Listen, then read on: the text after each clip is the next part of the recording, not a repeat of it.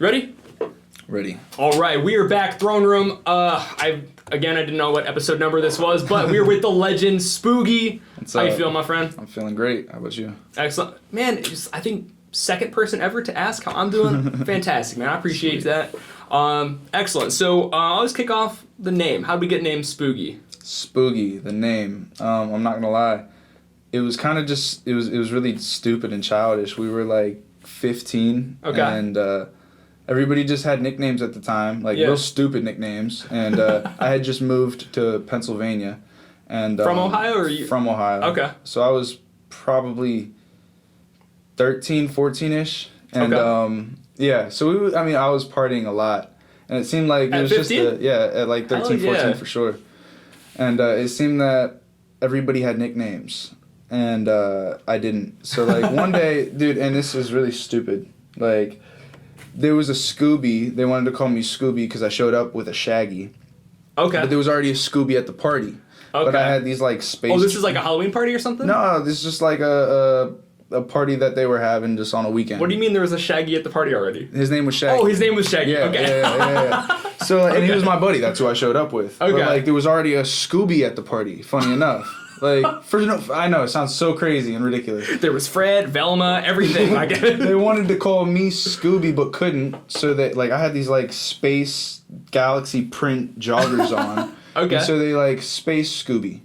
I don't know, it was, like, whatever. But, like, it just kind of, formatted into Spoogy eventually. Okay. And then that just stuck. And then, like, for the longest time, I went by DJ Spoogy. Because I was, like, just producing, like, I really, really fucked with dubstep. Yeah. But, so I went by DJ Spoogy for the longest, and then eventually dropped the DJ. What was the moment you were like, I'm dropping the DJ? I used to be this, and, like, cut off now. I think as soon as I started making my own music, when I started dropping music under my name, that's definitely when I dropped the DJ. Because I figured, I'm not a DJ anymore. I'm an artist, so... Is there still part of DJ Spoogy that exists where, like, if someone's like, yo, come to this party, like, would you become DJ Spoogy again if you're DJing? I mean, it really is just Spoogy at this point, you know what I mean? So, everybody just knows me by Spoogy. You would DJ, but just as Spoogy. I could DJ, but just as Spoogy, for sure. Okay. Follow-up question to the name, because I was trying to, like, make sure, especially for the videos, the description, get everybody's social media put together. How did you decide how many O's go in your Instagram handle? Okay, so somebody... It was like 5, 6. There was already a double-O'd Spooky. Okay. And so, like, that was my first choice. But it's more than 3. Obviously. It's more than 3 and 4. And so you just kept going until it was... I think a 3 and 4. Or it was either I'll go until I run out. It was either that or I was just like, fuck that, dude. Like, I'm just going to go 1, 2, 3, 4, 5 and just remembered that there was 5. There's 5, you know what I mean? But, yeah, I don't exactly remember how that started, but I remember that double-O'd Spooky was already taken. Yeah. That was kind of what I figured happened. I was like, probably 2 and 3 or whatever, but I was like, how do you pick 5? Why not 6? Why not more? Why not whatever? Okay, excellent. So this was like, I guess another maybe social media question. So when I went to, I was like, oh good, he's got a Linktree. Perfect. Easy for me, I could just throw that in there. But Linktree is all M.O.O.K.Y music. Yes. What was the, why? So, really to help M.O.O.K.Y, you know what I mean? And it's not always just M.O.O.K.Y, it's like... anytime there's an artist that drops something big, or like right now, me and one of my artists, Gio, we're working on something really, really huge. And so he's going to be the next one that's in my bio, and it kind of just stays there until the next person drops something that I really want to see, successful. So yeah, that's awesome. That again, I kind of was what I was thinking, but it's cool that it rotates too, because I knew you and M.O.O.K.Y were making some stuff, but I didn't know it was like rotating, which is pretty dope. Definitely. And I mean, it's honestly mostly been M.O.O.K.Y, just because he's the one that puts a lot of effort in, and so definitely try to promote his stuff for sure. Yeah, and I do have M.O.O.K.Y interview lined up, so I don't want to disclose the M.O.O.K.Y acronym yet, but I am curious. There's Spoogy, M.O.O.K.Y, are there other oohs in like the group or in the circle? I'm trying to think. Is there? I don't think there is. I think that's it. I was like, I wonder if there's some sort of and theme. They're not correlated at all. It's funny. Like, we literally met under our real names. Oh, okay. But like, we already had our surnames like kind of set up. But okay, yeah, I was just like, I wonder if there was anything. So how did because you started Ohio, moved to Pennsylvania. How did you start DJ Spoogy, how did you start getting involved, maybe making music? And I guess you started DJing first, I'm assuming, then? And then started producing? I didn't really, like, DJ at parties. That wasn't really the thing. Okay. So, like, I just called myself DJ Spoogy after, like, DJ Khaled and, like, you know what I mean? Yeah. Type shit. But really, I was, like I said, I was really into, like, EDM and electric music. Really loved FL Studio. And that was, like, I just started... I started, actually... I think I was 12. I got homeschooled for a year. Okay. And they sent me a computer, like a laptop in the mail, right? Yeah. So this was like my first decent computer that I had. And I'm like, fuck yeah, dude. Like, I'm going to download everything I can on this bitch. That's dope, and so, like, I pirated some fucking FL Studio. On the school and, yeah, dude, like, I just started getting into it and, like, YouTubing anything I could and, like, specific things. And what drew you to, I guess... maybe it was just the love of dubstep, but what drew you to, like, that aspect? It wasn't like making videos or rapping or making music, maybe like some of the other facets of like what you could do with the computer, like what stuck out about, like, or it could just been I love dubstep. Like, my grandpa actually, like, the love for computers came before the love of making music on a computer. Okay. And so, like, my grandpa was really into building computers and computer parts and all that, and so like he was like, from the age of 7, I think he gave me my first old brick of a laptop, you know what I mean? Like, that he had pieced together from other shit. And, like, the day he gave it to me, the screen burnt out. So I had to go get a screen somehow. And I had this big fat screen, you know what I mean? Yeah. The old computer monitors hooked up to this brick of a laptop. And I could, like, use the laptop on the screen. And, like, that was my first introduction to a computer. Yeah. And that was probably at the age of, like, 11. You know? So, like... I was really interested in getting that stuff to work because I just got my first computer, you know, and that was like the intro to it. But he taught me how to build my first computer at 12.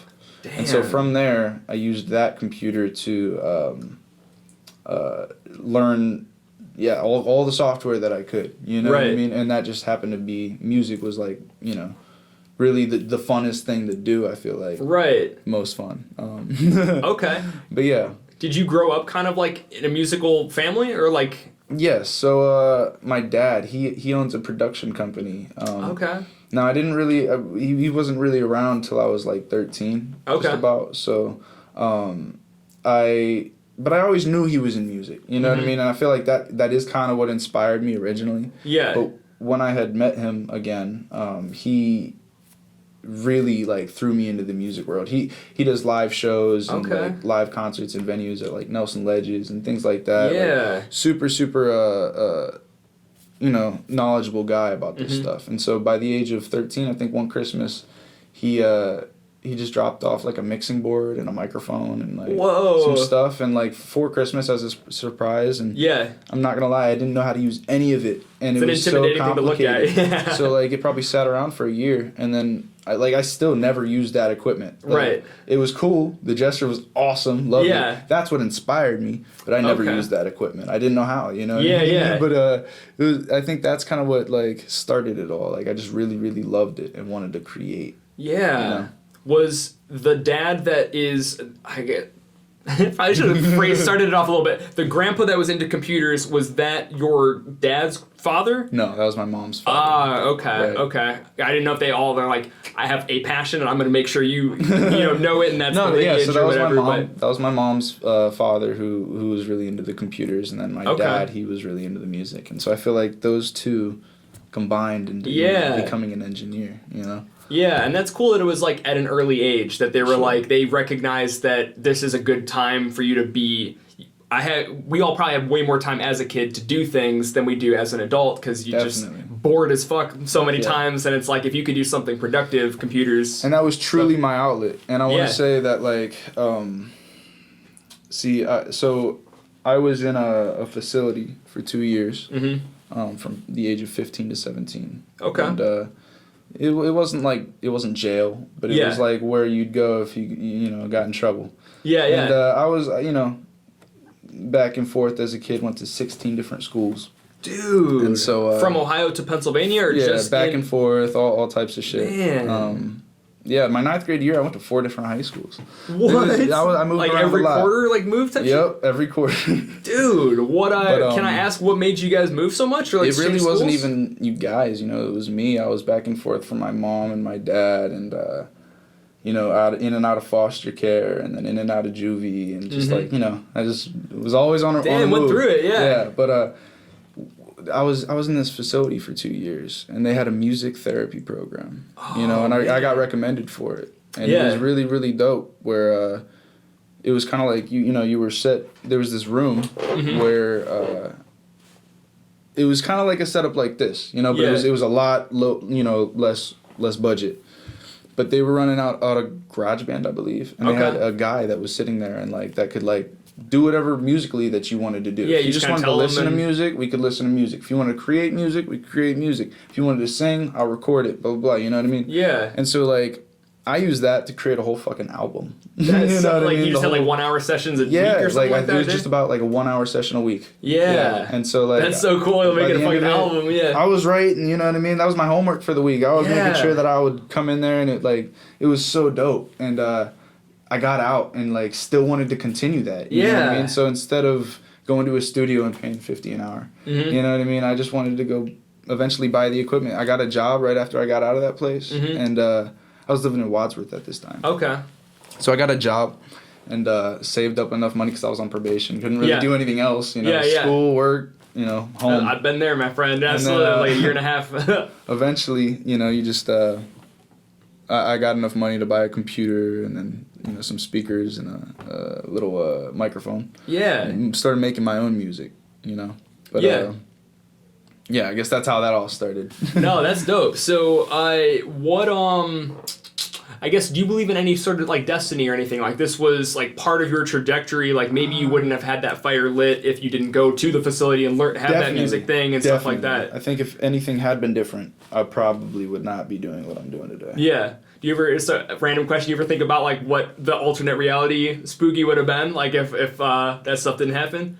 Oh, man. I don't give too much thought into that. But, it's probably a good thing, so it's like, I don't blame you, you got better things to think about, but... The alternate reality Spooky would probably be alone and in jail right now.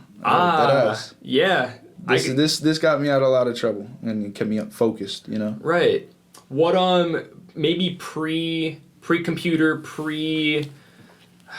pre-facility, what, did you have, like, this is what I want to do? Or, like, did you have any idea of, like, what would you, like, dream job or what would you want to do? Or, like, did that kind of really spark it for you? Yeah, that sparked it for sure. I mean, but like, juvie, if you want to call it, I was in a foster home, and I was pretty, like I said, I had always loved producing. You know what I mean? I loved the FL Studio and the dubstep and all that. Yeah. It didn't take until me going to juvie to really, really enjoy, like, making rap and the poeticness of, rap, you know what I mean? Because all you had was a journal. Right.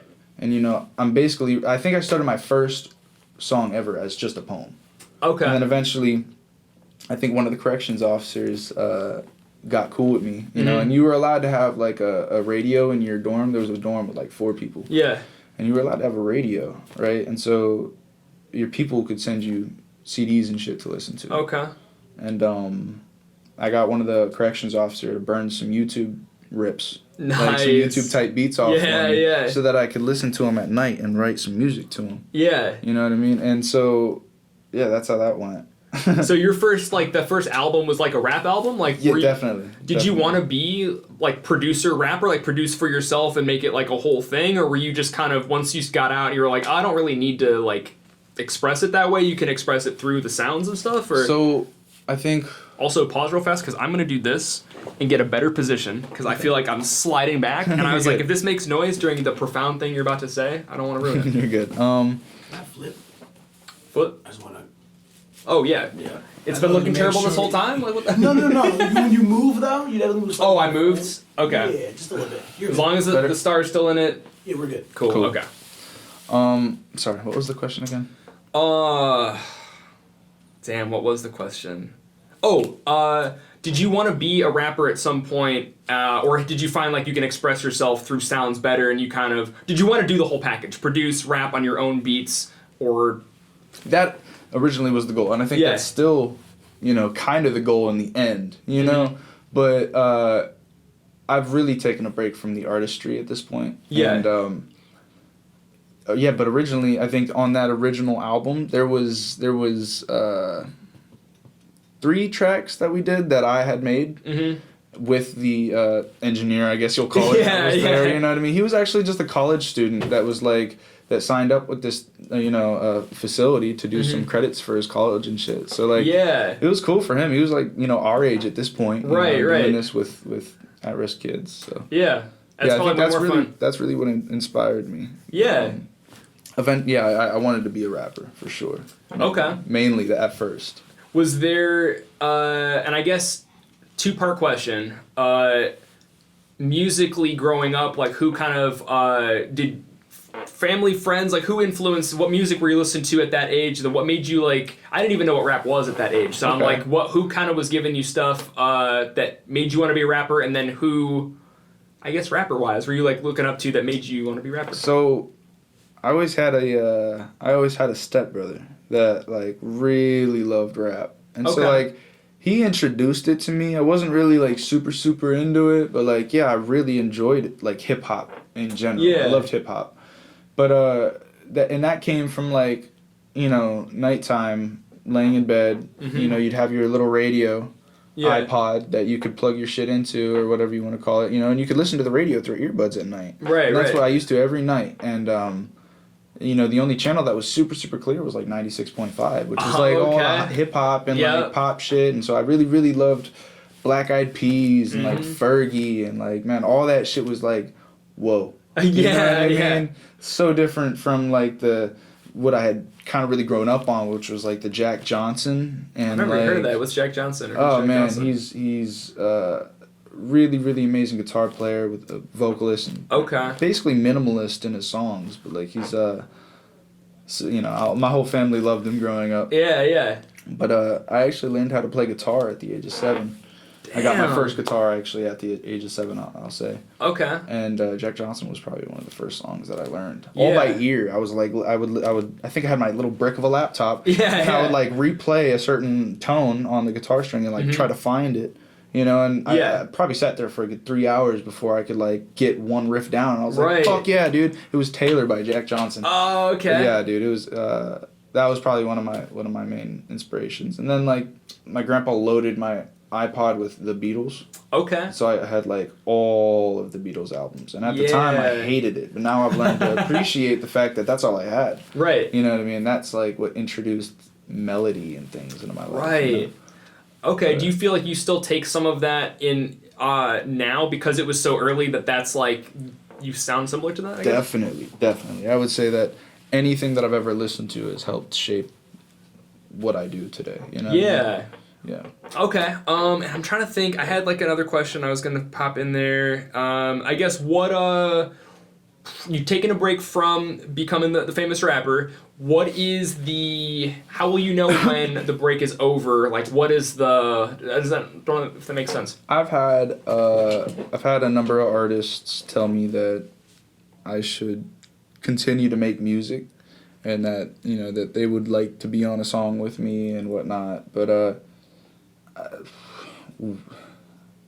I guess when I can successfully market myself as an artist how I want to market myself. At this point in time, I don't think that I can do what I want to do. I see. You know what I mean? Yeah. And I feel like there's steps to it, And at this point in time, I got to build. Yeah. I got to build that kind of persona with other artists and the community and, get a foot in the door that way, rather than just making a fuck ton of music and then like dropping it, maybe not even doing videos to it, what I mean? Like, I want to put a lot of effort into my artistry. And I did my first album and realized after that first album didn't do shit, there's a lot more that goes into it other than just dropping your music, Yeah. That's cool that you have that patience, that you can look down the road and be like, this is going to happen, but not right now. Definitely. Is it going to be Spooky as the rapper, or do you think you'll be because it'll be a different, maybe not persona, but because you're going to build that, are you already looking forward to it being Spooky, or are you, I guess, even the possibility that it might be something else, something like an evolution almost? I would say that because it's not like, originally, I want to say that I started calling myself Spooky. Okay. But now it's caught on to the point where by the time I was like 18, 19, everybody knew me by Spooky. Barely anybody knew my real name. And so it was like, as long as people call me what they want to call me, you know, it depends on what I introduce myself in as the future. But like, let's say, you know, 5-10 years down the road, everybody knows me as Spooky. I'm not just going to switch my name up. You know what I mean? It's just whatever anybody wants, you know, like. Right. I don't feel like I chose this nickname. People could, you know, call me Nick if they wanted to. Yeah, but like a lot of people don't. Okay. That makes sense. And, yeah, I guess that's it. I'm going to move on to the next question. Right on. This is not necessarily a question, but I forget who I was interviewing, and they were like, "Oh yeah, I met this dude. And he just rolls up in his van, and there's a studio in his van. What? How did we go from I guess like kind of started getting some equipment, and then poof, we're van studio driving around." So, actually, that's a funny story. So you know how I had gotten out, you know, and I had bought all this studio equipment because of my job that I had. Yeah. I wasn't really doing anything else with, like, my time, you know, so I had all this shit. Eventually moved out of, you know, my people's house, and then eventually got into a situation where my landlord...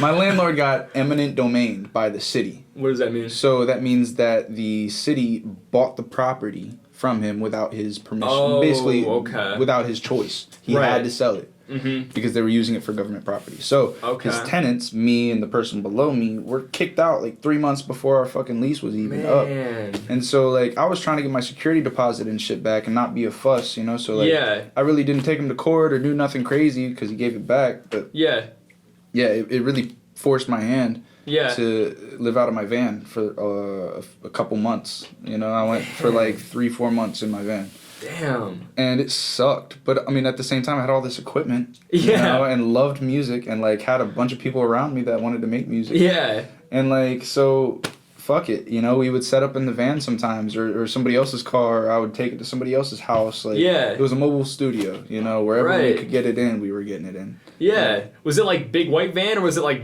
Soccer Mom minivan? Same van I got here. It's a Soccer Mom minivan. Hey, alright. I'm still rocking the same van. I'm actually picking up another van today or tomorrow. Oh man, okay. Yeah, same van. I'm rocking today. That's awesome. It's cool that you still have it too. That it's like I love that motherfucker. Yeah, until it dies, man. For sure. That's dope. So congrats on getting out of the van, but I'm glad it still exists. Probably if you need it. I just wrote crazy session stories. Anything that was like, oh, dude, this one time, like, I can imagine you probably have a ton, but I've got a lot. I've got some that I probably shouldn't speak on. You can just rhyme the names. Doesn't have to be anything. I don't want to get anybody in trouble. I won't say any specifics, but man, I had just probably a week or two ago, I had a session where they were leaning out and they were barred out, man, and the agreed money payment was like we had the agreement done before we even started the session, how much he was paying me. You know, like he didn't have all the money, so we were working out another kind of deal. And so like all that shit was set in place before the session started, man. By the end of it, it's probably 3-4 in the morning. Like he's just kind of fucked up, and I guess he didn't remember that he already told me what he had and what we were doing and whatever, man. Shit just got fucked up, and we had to get into each other's faces, and I had to tell him to get the fuck out of my house. And like, man, it was just like so unnecessary, and I hate that. I've dealt with that probably a good 7-8 times, you know, in the 1.5 years that I've been doing this. Where people just don't want to fucking pay, you know, and that's the thing. It's like, don't come to the studio if you can't pay. You know what I mean? And that's not my problem. We had an agreed upon price, and I feel like I definitely do everything that I can during those situations before it's just like, all right, bro, you got to go. You can't come back. I'm sorry, you know. Damn. And people, it's surprising. You know, it's very surprising. You probably would never, you know, realize, but like this industry is fucked, bro. Like nobody wants to give anything, you know, and they want to ask for everything, for sure. you know. And even it was cool seeing the Instagram thing the other day. You're like, don't cancel on me or whatever. Because I was like, dude, just had like 0 on 4, 0 on 5 on people trying to like. I confirmed, you know, I was laughing. Even I was ready to message you and be like, hey, we still good? And I pulled it up and he's like, we still good for tomorrow? I was like, this guy gets it. Yeah, yes, that's what I'm saying, man. But even I've confirmed like, hey, we're still good for 7. Yes, day of. 7, 7:30, 8. I'm like, what the fuck? It happens probably a good 10, 15 times a week. Like, yeah. Like, seriously, dude, so many people cancel on me. It is unfunny. Like, yeah. I don't get it. I don't get it. It's the worst. And so that's why I've had to start doing security deposits. If you want to schedule with me and you want to take up my time, you know, a specific block in my day, right, and then cancel on me, like I could have been making money there, you know? And exactly. So I've definitely started asking for security deposits. Yeah. And that way they know that they're not playing with their own money as well, you know? Right. So that's good. Yeah, and I was just glad at least I'm not the only one that's like, there's at least one other person. We're up here, everyone else is kind of just fucking around. So yeah, I was glad at least some solidarity there. This is I guess maybe no segue at all, but who you been listening to, like music wise? Like if you're not have a session, you're not like, it's not maybe a friend or whatever, but like what do you pop on lately? Quincy Jones. Ooh, no, yeah, oh my god. Dude, okay. I'm just like surprised that I never know. I always knew his music, never knew it was one guy behind majority of it. Like oh my god, he's actually inspired me to start producing. That's why I've got a whole bunch of shit like producing again. I guess I'll say, because originally it came from the dubstep. Mm-hmm. Right now, today, like this past year, he's like oh my god. Yeah. I can't even like describe it. It's unspeakable. Like all his shit is insane. Man, so what did you like just discover him, or you just discovered it was one dude, or like I discovered Quincy Jones probably a good 4 or 5 months ago. Okay. So I won't say this whole past year, but like within the past 4 or 5 months, I've really started putting down the engineering and picking up the producing with the help of V. V is definitely... Shouts out camera guy V. Yep. V's been a very big help. He's a great producer. And so like I've been taking some cues from V and like taking some cues from listening to Quincy Jones and like the old shit, Michael Jackson and like just like, because that's what inspired everything that we listen to today. Yeah, you know? exactly. That's what's going to inspire tomorrow and the next day, you know. So yeah, so and actually I think great... No segue into now we got a great segue. This is like silly of me to not know this, but producer, engineer, you've been an engineer for this whole time. Dare I say what's the difference, but what is like, I don't even know enough to formulate a question. What's the difference, I guess? We'll start there and I'll see what I can do. Okay. So difference between engineer and producer.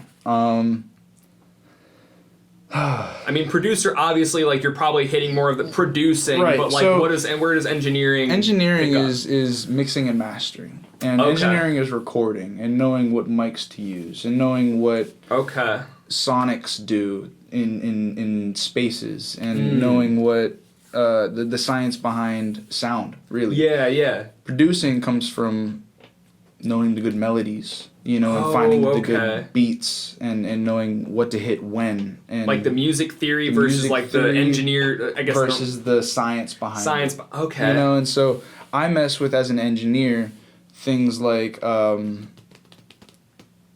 say, there's a really loud vocalist in my room, right? And I've got some hard walls. You know, this is why I had to build this space. Because when a sound wave hits one specific wall, it bounces off directly in an array.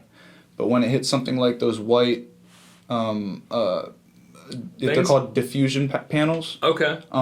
It scatters the sound signal. So when somebody's super loud, you know, you'll get all these reflection points in the room, and then the microphone's picking up more than just your vocal to the mic. It's picking up vocal to wall to mic, vocal to ceiling to mic. And so you get all these weird reflections and shit, right?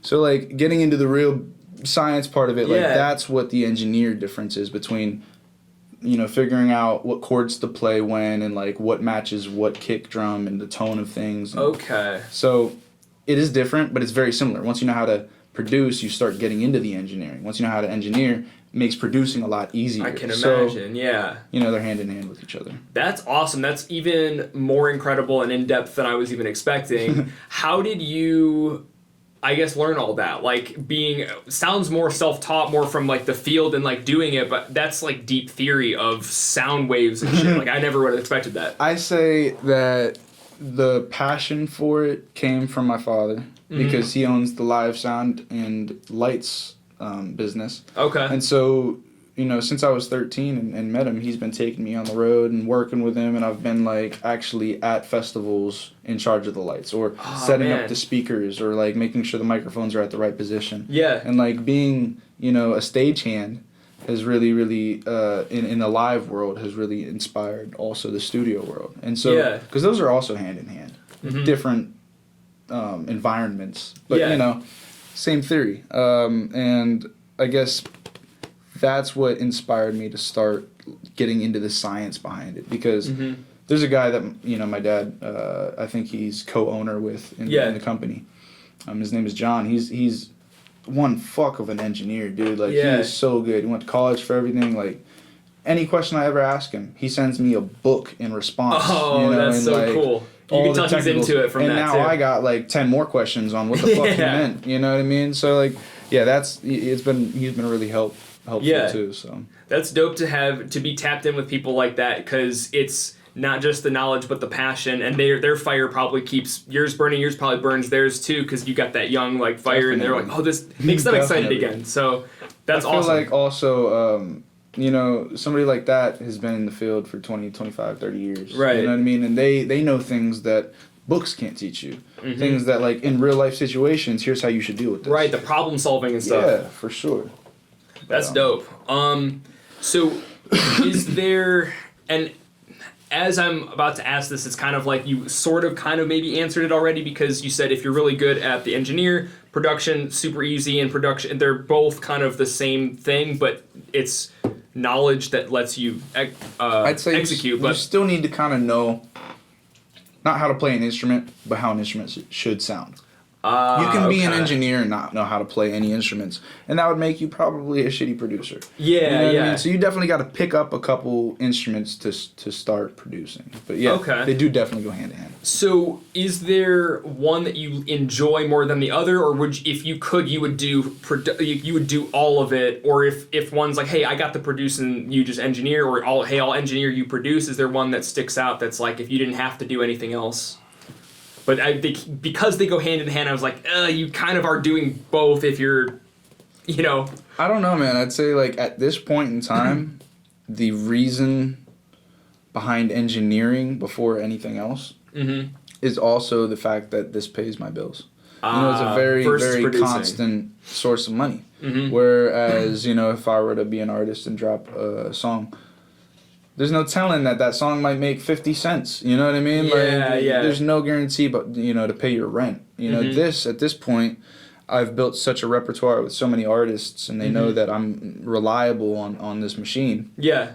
That I'm booked up all the time. And I don't have a full-time job. This is my full-time job. Yeah. So I feel like that's another reason why I've engineered before producing. But now that I have the engineering in the bag and such a repertoire, whenever I have an hour or two, I call V down and we cook up together. And we just sold a beat a week ago, like, and producing isn't my main thing, but, like, we're doing it, so if you check your bank account tomorrow morning, $ infinite symbol next to it, infinite money. Are you still doing engineering because you love doing that part? Do you transition a little more into production? Are you kind of still, now you're doing both because you don't have the money stress of whatever? That's a Is that rap question. Career time or That's a great question. I'm not gonna lie, because ultimately, end goal, if I had infinite amount of money, you know what I would do with it? I'd buy one fuck of a studio, dude. Like, swear to God. And and even if after that money wasn't an issue, I would probably engineer who I wanted to engineer. I wouldn't just take on anybody and everybody at this point. I would engineer who I wanted and who I actually enjoyed sessions with. There's a lot of sessions that I'm like, okay, this is cool, you know what I mean?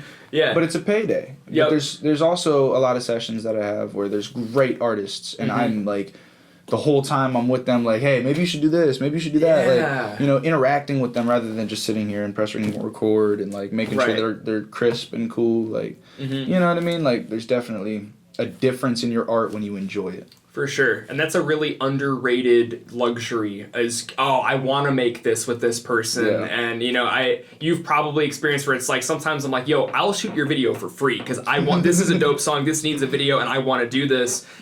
If I didn't have to, you know, pay my bills, then I probably would do it for free. But, you know, sometimes you got to eat too, so. There's definitely people that, you know, I try to make it so, because so many of my people know each other. Yeah, yeah. You know, and I can't have somebody going saying, hey, you know, bro gave me $20 an hour when bro's paying $40. Right. So, like, I quit all deals for the most part, and I show love to the people that show love. You know? Yeah, yeah. The people that are here 5 times a week, those are the people that I'm showing deals to. Those are the people that I'm like, all right, bro, I get it. You know what I mean? Like, you don't got all of it today, whatever. Like, I got you. Yeah. Front, whatever. Like, but the people that are hitting me up for an hour, you know, maybe once every 3 weeks, once a month, like... Yeah, yeah.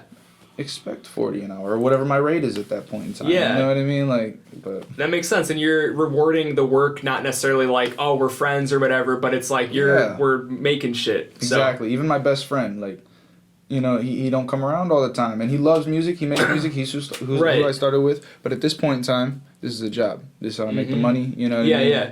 So, you know... When he comes around, he knows what it is. Yeah. And you know, I feel like that's just the mutual respect that there should be. I'm putting in work for you. You should put in some work for me type shit. Yeah, you know? That makes sense. Now, do you have some of these people that, like, you would choose if you had the infinite money to work with? Is it more like the homies, or is there any, like, big people that, or maybe not huge people, like, it doesn't have to be Drake or Kanye, but anybody that's like, yo, I just got my eyes on these people and I would love to... I'm not gonna lie. I spend most of my time scouting. Oh, okay. I do listen to the greats. You know, I listen to a couple, you know, people that I really fucking enjoy, J. Cole's and Kendrick's and, you know, whatever, you know. Yeah, yeah. But, like, I'm never like, oh, I would love to work with J. Cole, you know, like, fuck yeah, I would. But, like, I also know that that's a little crazy right now. Right. So, like, I focus on realistic shit right now, and I'm like, you know, I would really love to work with so-and-so. But if money was not an option... Yeah, you're just hanging out I still feel like I would focus on the M.O.O.K.Ys and you know, the Fozzies and like the people that have been with me this whole entire time. Because that's, you know, I enjoy making, it's like what I said, I enjoy making music with those guys, you know, and it's not so much a job at that point in time. Yeah, but that makes sense. And that's good too, and it's hard to picture like, oh man, I would love to be in the studio with Drake, because you don't know what that's like. Maybe he's an asshole. Maybe he's a dick. I don't know. Yeah. I know the people that I do know, you know, yeah, and I know that's who fun. I fuck, you know, like to work with, for sure. Exactly. So that's a really good answer. Do you have a favorite project that you've made? Like, maybe it's a song, maybe it's a whole collection, maybe it's a, you know? Besides all the ones with V's, because I know those are all probably your favorites, so we don't want to like... I would say my favorite... Oh, man, that's a difficult question, because last week I'd have said something. Okay. Last week before that I'd have said something. What's this week's favorite? It's always something new. Like, yeah, that's really cool to hear, though. This week's favorite, though, would probably be M.O.O.K.'s upcoming song. Okay. He just unreleased. Killed it, bro. And we're about to put a guitar solo on. We got a verse, a chorus, guitar solo, and then back to the chorus. And both the choruses have some crazy harmonies in them, like you guys don't even know. Man. Like, I'm excited for this one. But I'd say, yeah, it's different every week. Is it, and I'm curious, is it like every week you've made a new project and that's your new favorite, or is it like, oh man, that one I made this point, like the mood's different and some projects from way back now stand out as favorite, or like they hit different? Does that make any sense? It does. There are some songs that I'll go back and be like, okay, we made this 7 months ago and it still hits. Right. Because as an engineer, I'm always learning new techniques, new ways. Something, you know, there's a new plugin to buy. There's a new, you know. So I'm always improving my craft, improving my equipment, whatnot. So yeah, I'm always going to sound a little better than I used to 6 months ago. But there are some songs that I'm like, fuck, dude. Timeless, like, this is a timeless song. Like, I did my shit on this one. You know? I did my shit on it, yeah. And so, but, yeah, I guess that's how I would answer that. Okay, no, that's totally fair. So, and that's a good answer, and I'm glad to hear that you are kind of like your lows, never stop improving or whatever the fucking thing is. What if you were not a producer? And you kind of answered this already. I'll throw it out there again. You're not a producer, not an engineer. What are you doing? What's Spooky doing? Like, what would be kind of maybe the infinite money thing? Like, what would you do? If I wasn't doing this, and if I'm, got an off day or something,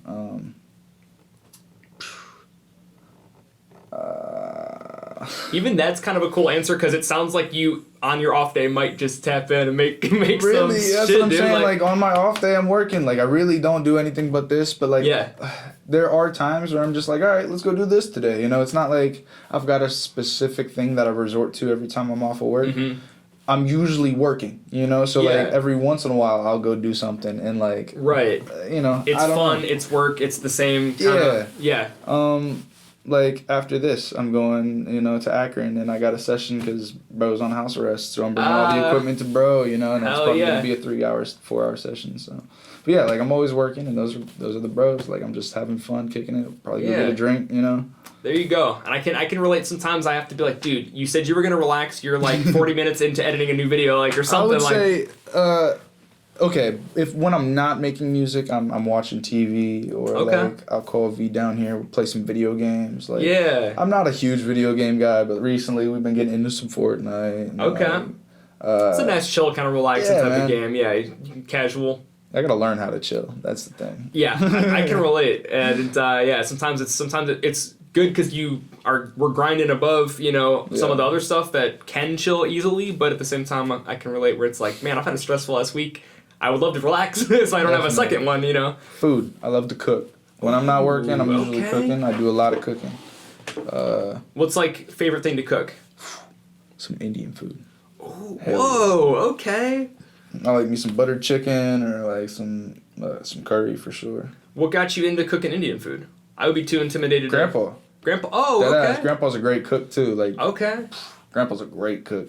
Wow. But yeah, he taught me how to cook. What made him get into Indian food? Probably just traveling. Okay. He always loved to cook, but he was also back and forth from like England and Spain, and like he did a lot of cool shit. That's computer grandpa? Yeah. Okay. Yeah. That's sweet. So I just love to cook. What's your best dish? I mean, you kind of said butter chicken, curry and stuff, but like my girlfriend would say Alfredo. Ooh, okay. Alfredo. I'm really good at it for sure. Yeah. I know how to make some Alfredo. She's not wrong, right? Yeah. Okay. But my favorite dish that I make for me, I'd probably say some ciabatta bread and hummus. Ooh, Hell okay. Yeah. I just had hummus for lunch today. Oh man, hummus is the shit. You make homemade your hummus? Hell yeah, dude. Okay. Yep. So now I'm picturing like the dream studio. And we got a cooler, spooky original hummus, different flavors and type shit. Oh my god, imagine that. That'll be a thing. There we go, man. That's cool. I was not expecting that. What's some cool shows? What's the most recent show you've been watching? Sucker for Marvel. I will watch any Marvel movie any amount of times. Like. That's just it. My girlfriend hates it, but like. Yeah. I love them. Who's your favorite superhero? Or favorite Marvel guy? I would say, yeah, and it's not just Marvel. I guess we'll say who's your favorite Marvel, and then we'll go overall who's favorite superhero. Okay. Favorite Marvel character would probably be Iron Man. Iron Man. Okay. Yeah, just Iron Man in general, or Robert Downey Jr. Iron Man. Robert Downey Jr. Okay, he does do a pretty good job. That's a good response because I feel like any cartoon that I watch, Tony Stark's a dick. I don't really fuck with him. Right. But like in the cartoons, who do I fuck with? Hulk. Okay. Hulk's what about Hulk's? What about Hulk makes you kind of like focus on the most? The fact that like.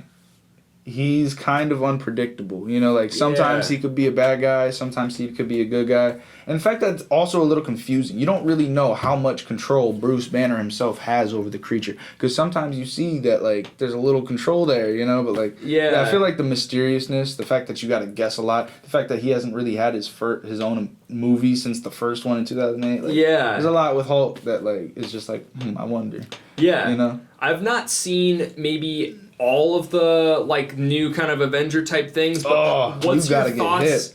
What's your thoughts on Robot Bruce in the movies? Robot Bruce? Because he wasn't Hulk like near the. I saw like Endgame and one of the other group ones, and he was in like the suit. He wasn't even Hulk anymore. He was just in a suit.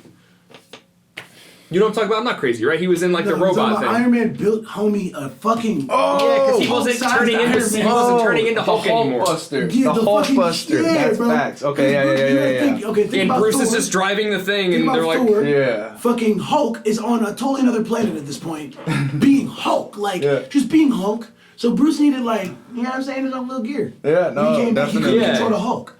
So they got rid of Hulk? No, he's locked inside of Bruce Banner. He won't let him out. Yeah. Oh, he can't. So okay. You remember at the end of the Avengers, he was green. Bruce Banner was just Hulk all the time now. Yeah. At Endgame, he was like smart. That's Hulk. Right. He's in the robot suit. But I guess that makes more story probably that I missed. But Hulkbuster was the shit. Yeah. I feel like not as powerful as Hulk. Obviously, I feel like Hulk could still fuck up Hulkbuster, but definitely something that was dope. Yeah, I'm gonna have to check him out because I was either so stoned that I got to the end and I was like, that was dope. I don't know what happened, because I had never seen maybe some of the individual. I hadn't seen like the Thor movie and like some of those other ones, but a lot of details were probably lost on me. So you gotta watch them all. You gotta watch them all. Which is your favorite, I guess, of the Marvel movies, and then we'll go favorite superhero of it could be anything. Okay, I would say favorite Marvel movie.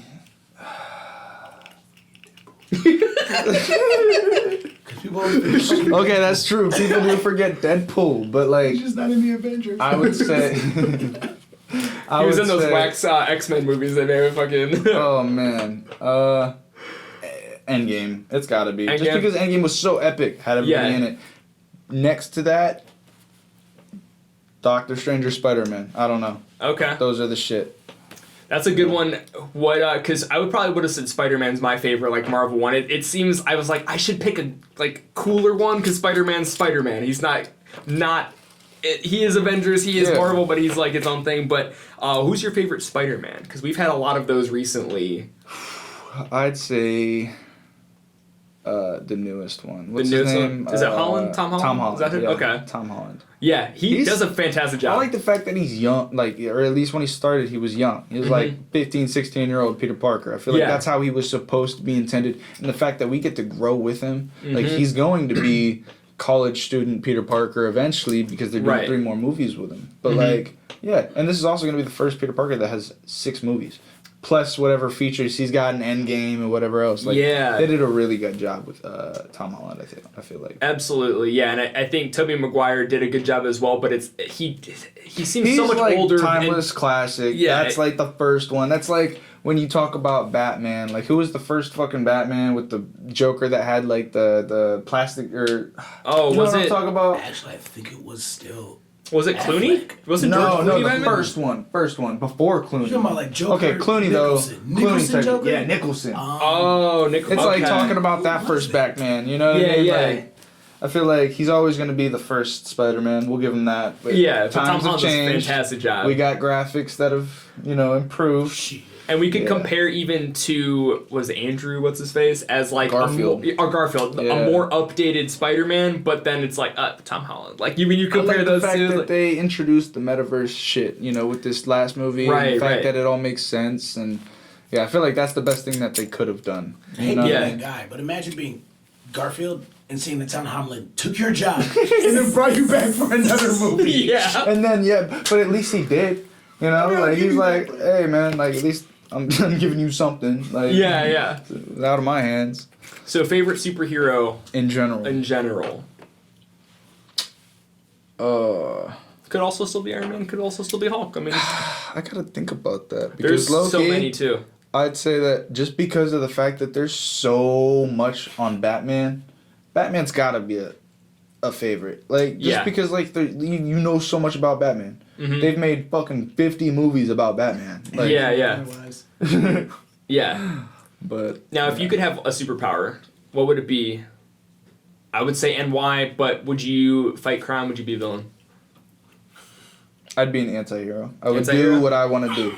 Whether that's right or wrong in some people's eyes, you know. Not everybody's going to agree on one thing being right, ever. Right. So the fact that I'm going to be a superhero standing for what's right, there's going to be a lot of people that are like, no, that's wrong, you know, and that's just the fact. So I'd be an anti-hero. Whatever I feel like is morally right, I would do. Whether that's wrong or right for other people. Yeah. What would your power be?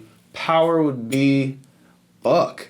I get asked this question at least 3 times a year, and I still don't know how to... Do you really 3 times a year? At least 3 times a year, and I don't know how to answer must be that time of year again. Fuck, dude. Like, is it the same answer? It sounds like it might be a different answer. Because I'm always, like, just trying to consider, like, what would be my favorite power. Like, I don't even remember what I said last time. Okay. Do you know which time, how many is this year? Is this the first one, second time? It's probably the first one. The first one? Okay. We're kicking off 2022. I've been asked this question so many times. The fact, man, I wouldn't want to read people's minds because you never want to know what other people are thinking. Yeah. You know what I mean? That's there was that Fairly Odd Parents episode I saw, and I was just like, nope, I'll never do that one. I would say the power... And this is going to sound stupid and very generic. Nah, no stupid answer. But read minds power to just take anybody else's power type shit. You know what I mean? Like, I can just do whatever the fuck I want. If you can do it, I can do it.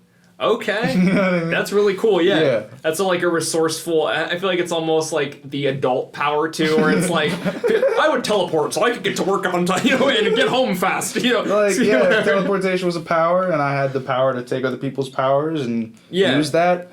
I would just be able to, like, do whatever the fuck anybody else could do. Right. You know, like, the top guy that's the most powerful. Yeah. Now it's me now. And I'm an anti-hero. Right. That's dope. Cool. So, shifting gears. Favorite cereal. Go. Cereal. I don't eat... I haven't... Reese's Puffs. Reese's Puffs? Dude, I think... that is the best cereal. Definitely. Like, there's not anything best. Everyone can have their favorites, but... understand, we're all in agreement that is the best cereal. Is the best cereal. Yeah, I could. But I'm not gonna lie, they have so many cereals out now. Like they got what was it, the Sour Patch Kids cereal? You ever had that? No, I won't. I won't either. Like that sounds. I'm not even ridiculous. big Sour Patch fans in general, let alone fucking cereal. And it probably doesn't even taste anything like Sour Patch Kids. Probably not. But like, what the fuck? Now they got like Oreo cereal and all kinds of weird shit. Graham crackers. That's amazing. I bet it is, but it's like.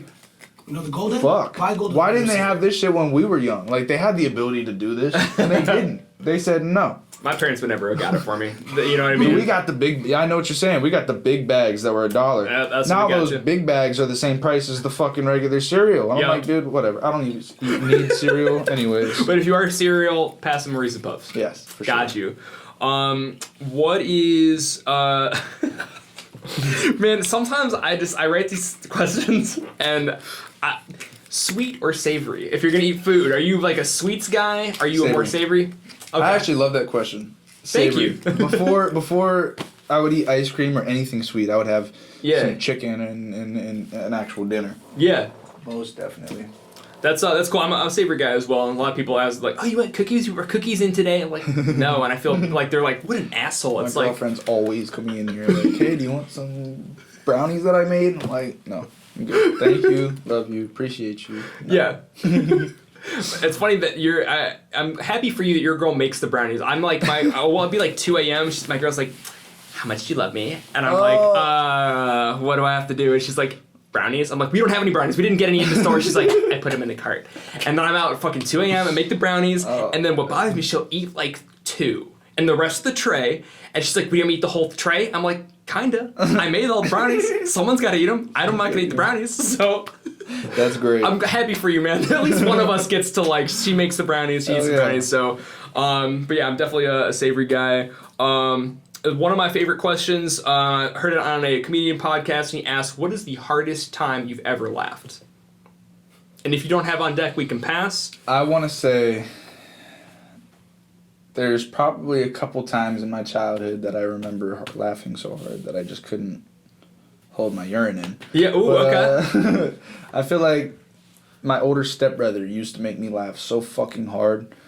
I would be at a Golden Corral. I think I remember there was a Golden Corral that we went to that, like, we were sitting down, stuff in my face, and, like, bro, he made me laugh so hard that I literally pissed in Golden Corral. Literally Golden Corral, like the P, like Golden. No, actually, there was probably a time, I think, too, as kids, there were so many of us. There were so many of us that, like, we had to sit on each other's laps sometimes in the car.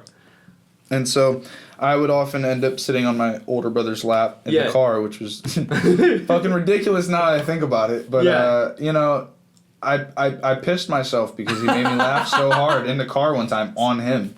Yeah, that was hilarious. Do you remember anything like that was said that, like, what? No? No. Okay. I just remember, like, that sucked. Yeah. I can imagine, man. I was not expecting that. So I'm throwing out, I think in something, I don't remember if it was one of your videos or like a caption on one of your videos. I think you're a Taurus? Yes. I don't know how I found that out. That's funny. What's it like being a Taurus? Angel numbers, spirituality, 3 kind of topipics. What's it like being a Taurus first? I'll say what's it like being a Taurus. Taurus, my bad.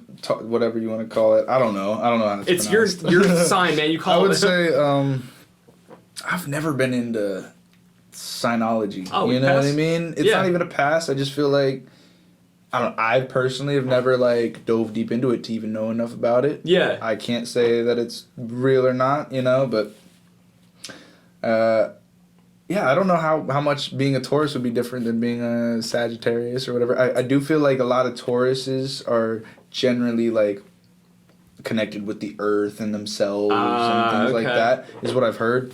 And I can relate to that for sure. There's a lot of like I've read my horoscope before, and I'm like I feel like it's always like, bro, what the fuck? Like this right here, bro. Like this makes sense, bro. Yeah. Like, but I don't know. For the most part, just realistically, it just seems crazy. Yeah. But like, I mean, whatever. Who am I? Yeah, absolutely. So I guess we'll throw in then spirituality, past lives, death. What? Grew up Christian. Me too. Grew up in a real Christian household. Me too.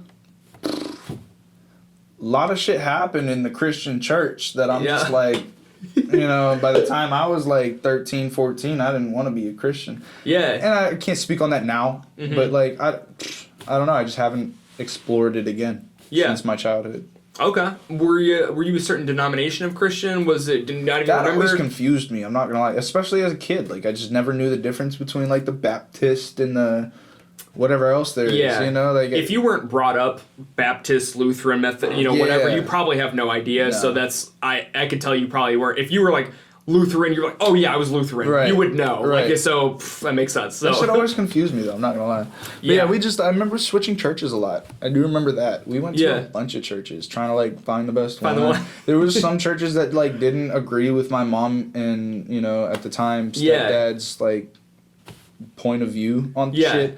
And I just thought that was always weird that like, you know, you could have different things and churches wouldn't let you come to their church and like, it's just weird, man. Yeah. Or you don't find the truth, you just find a group of people that believes what you believe too until you don't or until they don't, and then it is what it is. I can't speak on it. Yeah, no, I don't want to piss anybody off. But. So, I don't want to say, like, so spirituality's not, like, big on your mind, but, like, it seems like you're just chilling. You're just, you know, whatever. I do think about it. You know what, though? I think about death. I do. You mentioned death. Like, I do think about death pretty often, and it's pretty scary to me. Like, I don't want to die, you know? Yeah. And I don't think anybody wants to die, you know, necessarily. But, it's... I don't know. I feel like that's just, like... Is it like the unknown? The unknown part is what gets me. It's the fact that, okay, I was grown up Christian, you know, and you got this fact of heaven and hell or whatever. Right. And that's like scary, kind of. Which is scary because they try to make you afraid so that you believe, which is not why you should believe in something. Right, but also like the other half of it is just like dirt and nothingness, and that's scary. Yeah. The other half of it is like nirvana and like reincarnating, which is pretty cool. I can fuck with that, but like... You know, who's to say what's real? Like, that part fucks me up. I'm like, damn, man, I really just don't want there to be nothing after this. Right. That'd be really, really sucky. And I also don't want to go to hell. So, like, and I know that, like, if there is a heaven and hell, I don't worship God like I should. So I'm going to hell. So, like, what the fuck do I do? Like, you know? Yeah. I feel like, it stresses me out. But, do you ever have, because sometimes I am afraid of death, but on a... I might not get to finish the work that I have to do. Because you being another creative, are you ever like, man, I want that studio and I want to make music, you know, I have this maybe vision, and if I die, I won't get there. If I die before I get there, like, it might be unfinished, or it's more just like you have no clue which of those shit ends that could be. I feel like that's kind of what gets me, is like, once I feel like at every point in my life, I've always, you know, here's where I'm at, here's the goal, got to that goal. Yeah. Here's where I'm at. Here's the goal, got to that goal. Here's where I'm at. Here's the goal, got to that goal. And that's been the repetition. And, like, I can never say that there's going to be an end to, like, here's where I'm done. Yeah. Here's where I feel like I can go. You know? Right. And I feel like, maybe I'll feel, like, different in 60 years. But, like, as of right now, I don't think I'll ever feel satisfied with what I've done here, because I'm always going to want to do more, no matter how old I am. Right. That's cool. That's a good answer, and you could tell you've got the passion and the fire of, like, I'll never stop doing this, and even the fact you're like, oh, yeah, on an off day, I'm fucking making shit, so that's sweet. Sound Lab? Are you Sound Lab? Are you part of Sound Lab? Am I just completely confusing everything? You're not confusing everything. I'm not part of Sound Lab. Okay. Originally, when Sound Lab started, so this is actually how, this is a whole story in itself. Yeah. This is how I got to Kent. Okay. So, I guess we left off, you were in Pennsylvania. Right.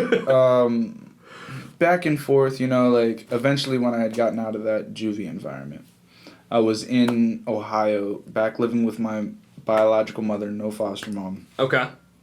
And by the time I was 17 and a half, I was moved out completely. Okay. So I had my own place, my own thing. And then, I'm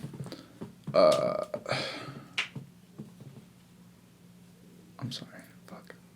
Reiterate the question. Sound Lab? Sound Lab. So. And get into Kent, I guess. Fuck. Let me restart. Okay. So we're here with the legend, Spooky. So, Sound Lab, I was living in my car. Okay. Car or van? Van. This is the van studio. I'm living in my van. Okay.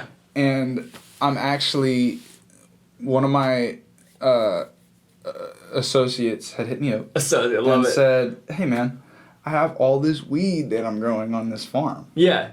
Like, I need help with it. Like, and so it was, you know, somewhere in southern Ohio, whatever, like. Undisclosed location. Undisclosed location, man, but it was dope. Like, I was like, fuck yeah, I'll come do it. Yeah. You know? And so, like, I'm, like, trimming for this dude for a month, you know, making my money, whatever, and eventually I make enough to cop an apartment. But, like, while I'm still out there, and mind you, I'm, like, homeless living out of my van, so, like, I'm like, fuck yeah, I'll come help you and stay at your place and do all your shit for you for some money. What? Yeah. Like, and so that really helped. But, like, as I'm staying out there, you know, he's got a couple more locations that he's going to do and he's working on. So I'm, like, pretty much there alone. He makes it back one day and I'm like, hey, bro, like, this dude hit me up. He's in Kent. Like, he's in this studio. Like, he wants me to slide. And I'm like, all right, bet. Let me check there. He was like, all right, bet. Go check it out. You know, it was, like, 2.5 hours away from me or whatever. Yeah. So I'm like, okay, bet. So, like, I dip out and head to the studio. I had met bro at a bar, you know, like recently, probably a year before. Yeah. He randomly hit me up saying, hey, you want to come to the studio? And I was like, all right, bet. And so I go to the studio and I meet, you know, a couple producers and a couple artists and you know, this is the Sound Lab in Kent.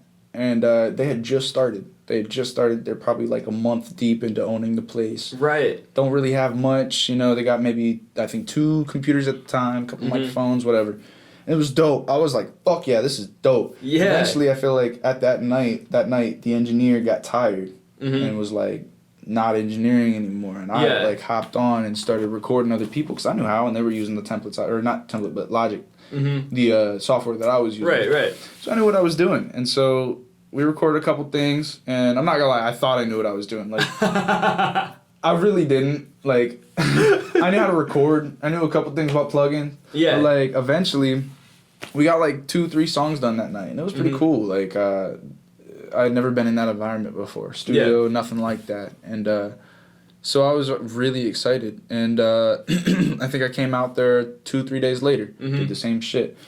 a couple of days later, we planned on, you know, I made some deals with the people there and was like, yo, tell everybody, like, I'll do 15, 20 an hour. Because the lead guy there had approached me and was like, you know, hey, if you want to work here, like, we'll work something out where you're doing percentages and shit. And I was like, okay. So I started where we were doing, like, I think 15 an hour. You know, and I was giving him 10% of whatever it was. Eventually, though, I just kind of realized that, like, I can do this if I get my own place. Right. I don't need to pay a percentage to anybody. I got my own equipment. Right. You know, so that's where that, like, the money from that farm, I decided, all right, fuck it, I'm going to come out to Kent. You know, I'm going to get myself a place in Kent, and I'm going to make, you know, originally the idea was to get a place in Kent, work at that studio, make ends, you know, but, like, I realized getting the place, incorporating the studio in the place, and doing all that was a much better option. Yeah. So that's what led us to, you know, where we are today. Eventually, first, I was in that room, in my room, like 2 rooms over. Then I was in the living room.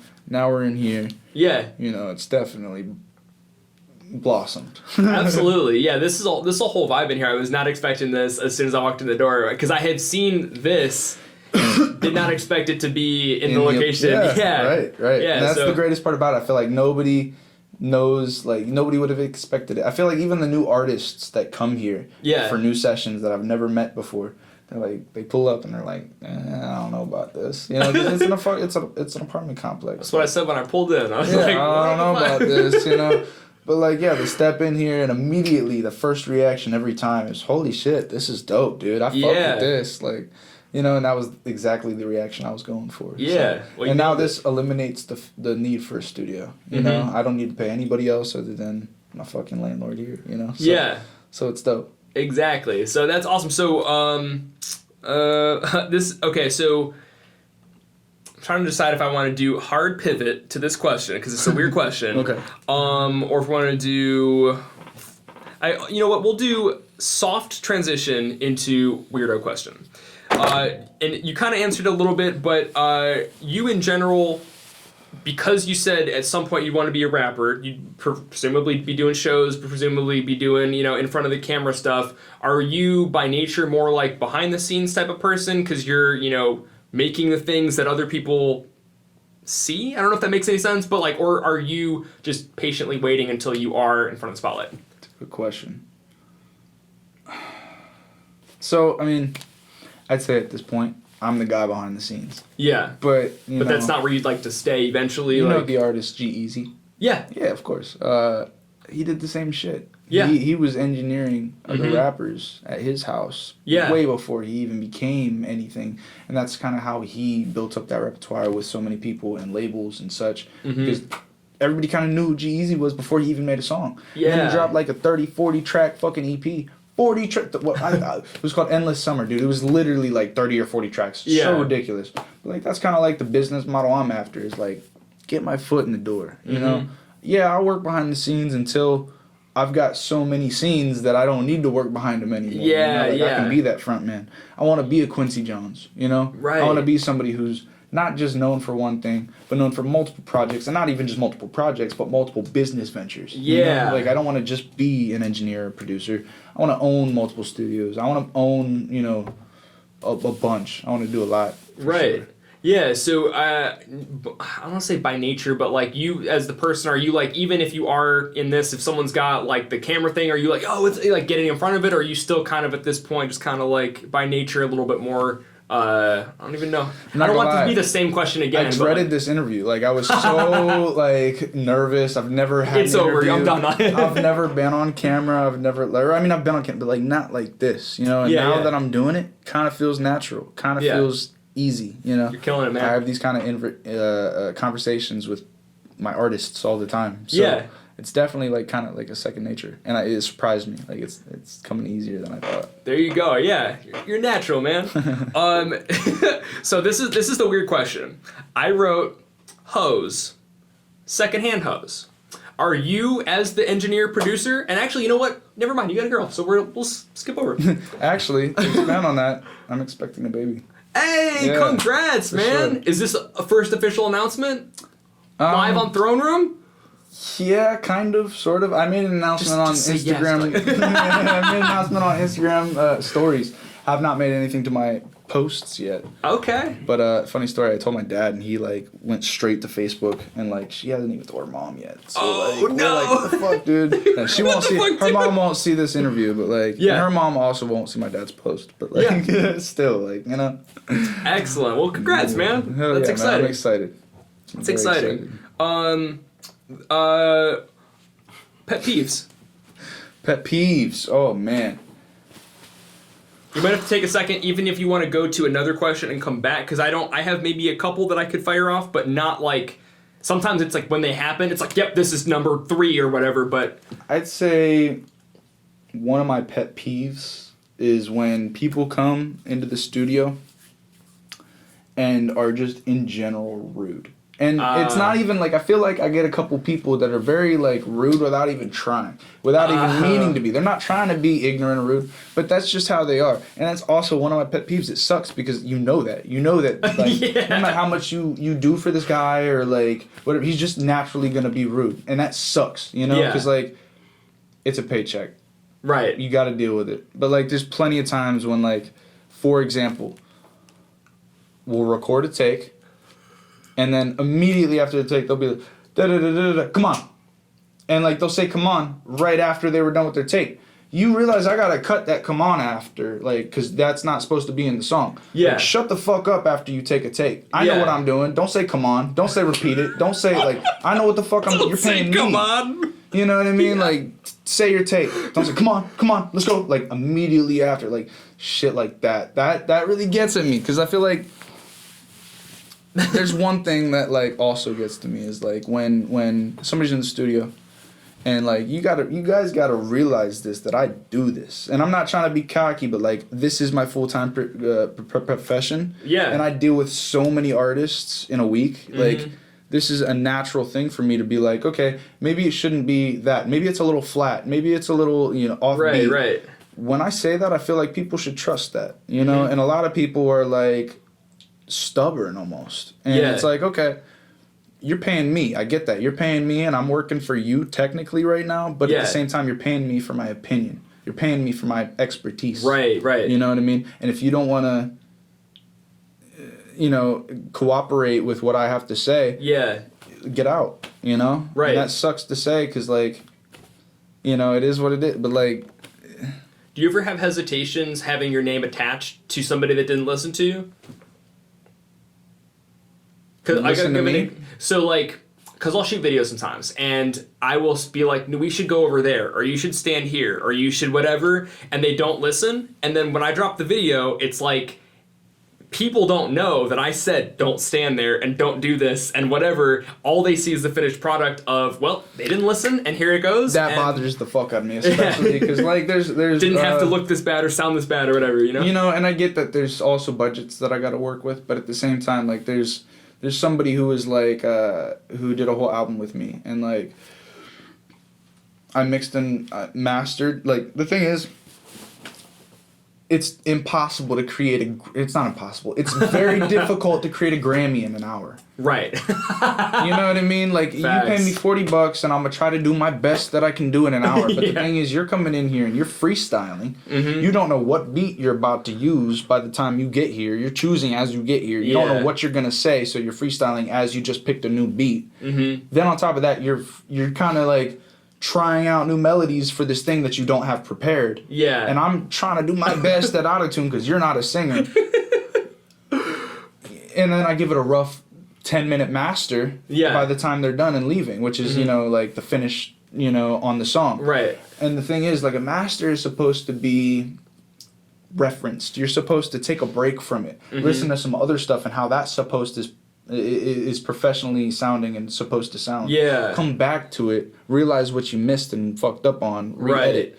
A lot of people don't want to pay for that mastering session. Mm-hmm. You know, and that's really the polish on the song. That's what's going to make it radio worthy. It's what we do here for that hour that you're recording is tracking and making sure there's cool effects and the mixing is cool. Mm-hmm. But the mastering is what really makes it so that I didn't fuck up anywhere and that I'm not distorting my own sound and like. Right. Because after listening to the same thing for an hour, you do start to distort your own, you know, image of the sound. Right. And yeah, it's a whole science that I feel like people don't understand, so I can't blame them. But when I try to explain it to them, like, this one guy made a whole album with me, and he was cool with the mixes. He didn't want the master. He thought it sounded cool. And I'm like, from a professional standpoint, bro, you need this shit. Yeah. I get that you don't want to pay for it. That's cool. But, like, fuck it. I'll work with you. You know what I mean? Like, bro, you need this shit. It's going to make me look bad in the end. Right, I don't want my shit. I'm not going to share this shit because I don't want it on my name, Yeah, and that is what it is. I can't force anybody to do what it is. That's part of the freelance work behind it, And that's also goes into, like, if I had enough money,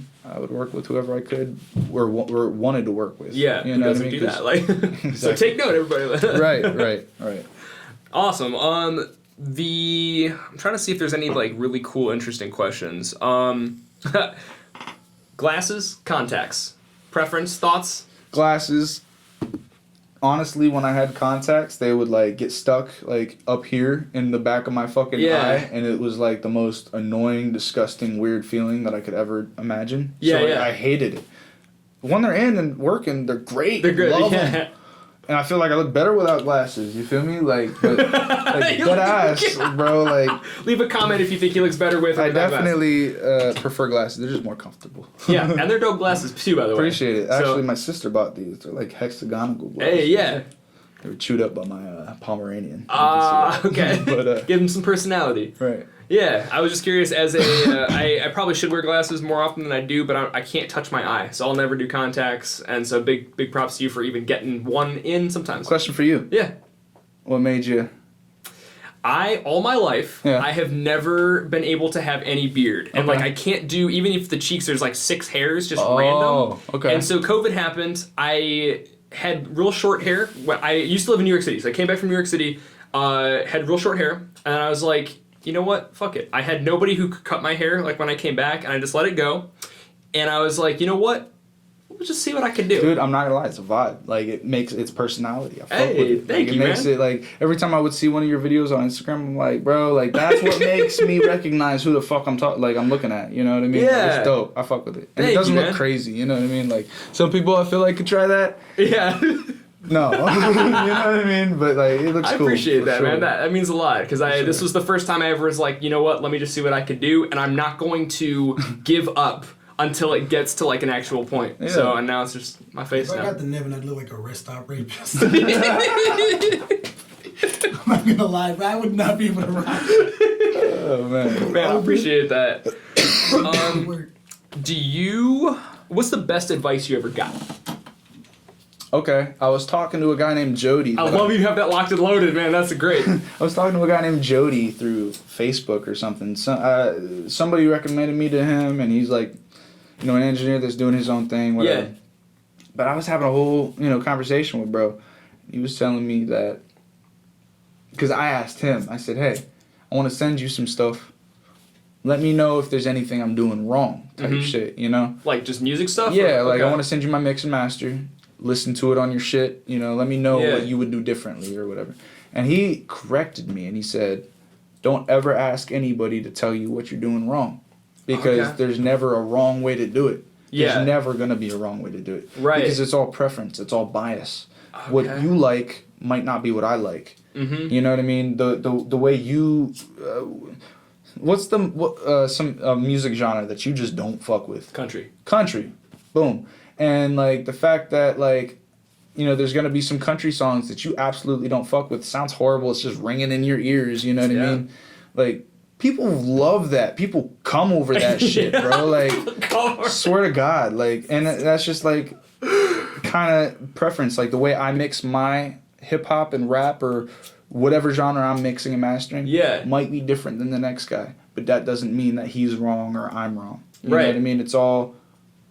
preference. There are some things that are like big no-nos, things that like just don't sound good. You know what I mean? That cause almost problems. Like rules or something of it. Sort of. Like one of them would just be like on an EQ, don't fucking pull your bass all the way up to where you can't hear anything else. That's a big just what the fuck. Yeah. But I'm sure that there's some weird ass genre out there that like prefers that and just loves their speakers being blown. Yeah. Okay. Like they can do their thing. Yeah. It's just not what I do. Okay. But like, there's definitely some like no-nos that I revert to. But I don't think there's ever a wrong way to do it. Okay. And is that more pertaining to like engineering, producing, there's no wrong way, or do you look at that even applying that to life sometimes?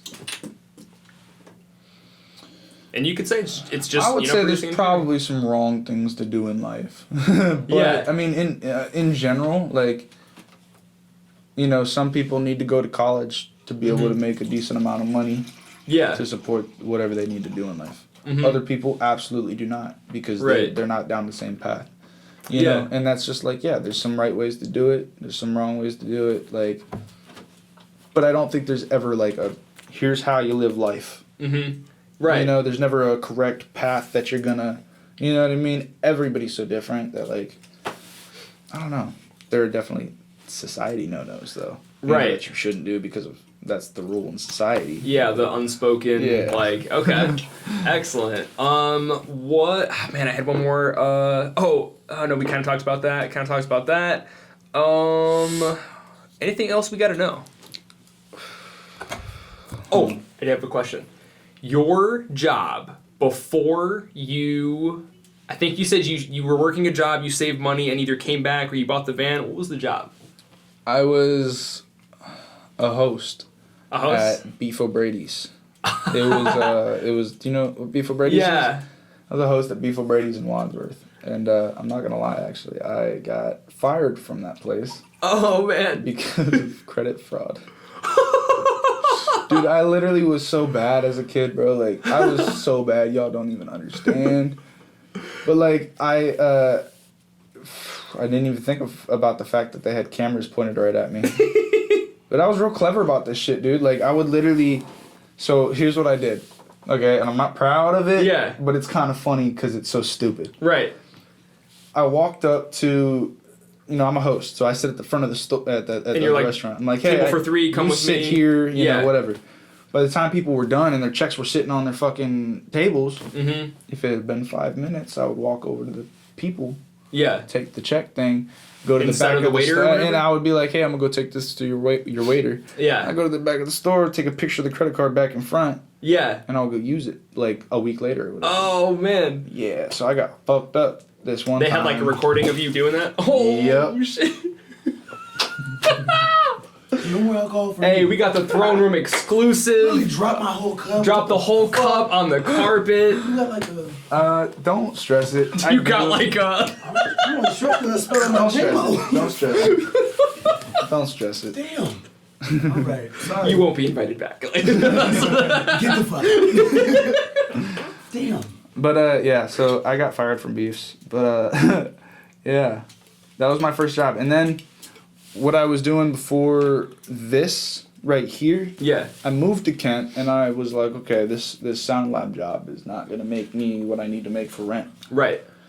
So I went and got a full-time job at a place called Regency Tech, and I was building like 90 computers a day. Damn, so 90 a day. Kind of along that like tech shit that I was really into. Yeah. You know, I knew that that's kind of what I excelled at. So I figured, all right, why not? Let's try to get into a tech space. Yeah. And dude, the way that it worked out was so dope. Like, it was actually through a temp agency. And then like, they asked, you know, what kind of experience I had. And I told them that I could build computers and whatnot. And so originally they were just going to have me on a factory line doing some bullshit for like $12, $13 an hour. Then they're like, oh, you got this? Would you be interested in this position? And I was like, fuck yeah. And they're like, all right, we'll set another interview up tomorrow. So I got a position for like $16 an hour building 90 computers in a day, which is dope. But then eventually what happened was just like, I was doing this on the side, and I was doing it for cheap. I was doing it for like $15, $20 an hour. Yeah. And so people were coming through left and right, and by the time I was getting off of my 12-hour session at 6 or 7, it's not session, work. You know, I was tired and I didn't really want to do the sessions for 10 an hour, you know. So eventually I realized I could up my price and I could quit my job. And so I just took a leap of faith, was like, here's what I'm going to do. Yeah. And dude, it was the best decision I think I ever made.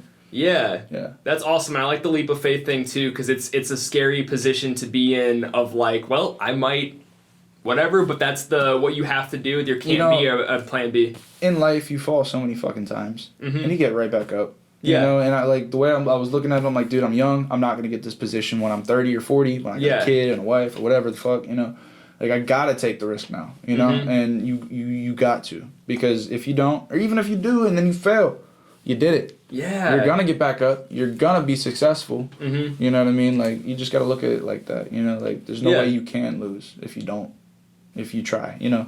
Absolutely. Right. I cut you off with that not amazing question, but what anything else we got to know about Spooky? Anything else you want the world to know? I'm trying to think. What else? It's a real on the spot broad question, so hit me up. 40 an hour. 40 an hour. Promo code Throne Room for I don't know, nothing off. Like no, deadass. If you watch this interview and you tell me that you watched this interview and that's what brought you to me, I'll give you 30 an hour for that session. 30 an hour. Promo code was flamingo. Say the word flamingo. Say the word flamingo. Get 30 an hour. Other than that, I think any shout outs you want to do? Shout outs, man. You know you probably have a ton of people, but shout out M.O.O.K.Y and Fozzy and 88 and V and everybody who has really been working and trying to, make sure that we as a team get the fuck out of here. And, like, not even just out of here, but can, like, put on for our place. Yeah. Yeah, put on for our people.